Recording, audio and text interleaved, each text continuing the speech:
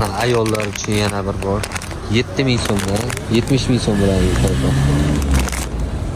Mana sizlarga zo'r yangilik. Bir qop paypoq olish uchun 500 000 so'm pul yetarli. Bu ayollar uchun qalin uzun paypoqlar 14,5 ming so'm pachkaga. Pachkada 3 ta bo'ladi bu. Qishda chiqaraverasizlar mana shu bilan bemalol. Bular 3,5 ming so'mdan xaba paypoqlar.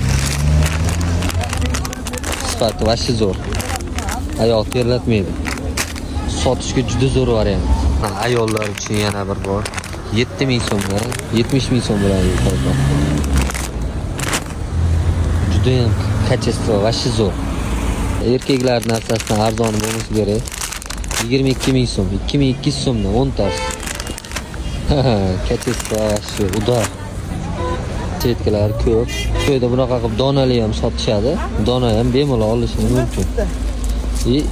Bular pachka. Детский paypoqlar 6,5 ming so'm ekan. Kачество vashi angorkali. Massiv paypoqlar 12 ming so'm ekan pachkaga. Mana vashi udor. Orqasida zamogi ham bor ekan. Detskiylari ham bor.